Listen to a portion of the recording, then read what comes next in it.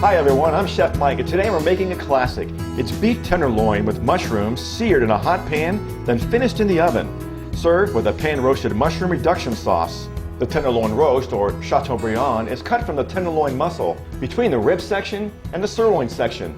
It's elongated. With the larger round end, it tapers down to a thin, flat end.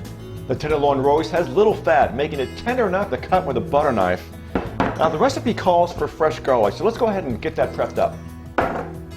We'll start by removing the end, and we'll pop it with our knife, remove the peel. And we'll turn, give it some slices, and some dices.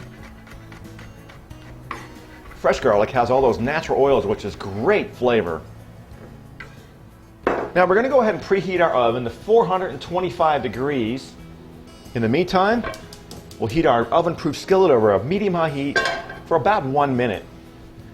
Now add your 2 tablespoons of butter, and we'll melt before adding our Chateaubriand. Searing the meat first will enhance the flavors before finishing it off in the oven. This recipe is easy to prepare and best for dry cooking methods such as roasting, grilling, or pan frying. Make sure you sear all sides. Now we'll add our thyme and beef stock, and we'll place it in our preheated oven. One of my safety tips is to put a pot holder on the handle to remind you to use it when you take the hot pan out. Now the best way to tell when your meat is done is use an instant read meat thermometer. We're looking for an internal temperature of 120 degrees for a medium rare. Now we're going to place it on a cutting board and let it rest for 10 minutes, which is very important for a juicy piece of meat. Don't ever cut the meat without letting it rest first. In the meantime, let's go ahead and make our mushroom sauce. Now we have a nice blend here of our baby bellas, our shiitakes, and some oyster mushrooms. Now preheat the same skillet you used when you did the pan roasting, making sure you keep the pot holder on that hot handle. And then we'll add our butter.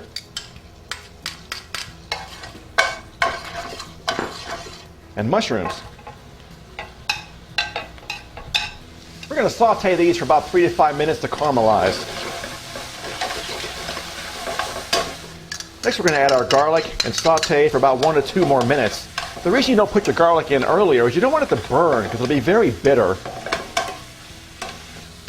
Wow, the aromas are unbelievable. Let's go ahead and add our Cabernet Sauvignon to the pan.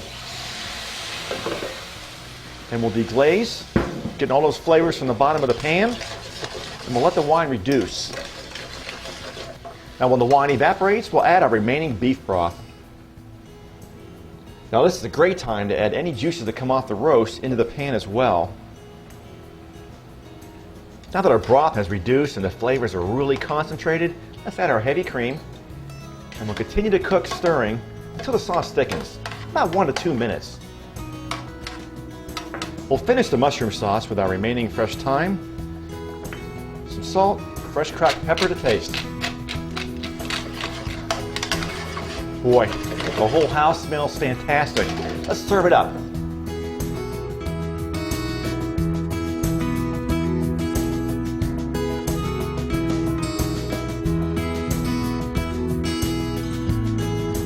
Make this delicious tenderloin for dinner tonight. Serve with mashed potatoes and roasted asparagus.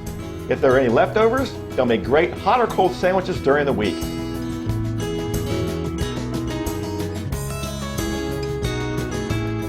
I'm Chef Mike, and you just learned how to make beef tenderloin and mushrooms. Look for more of our cooking series online. And thanks for watching.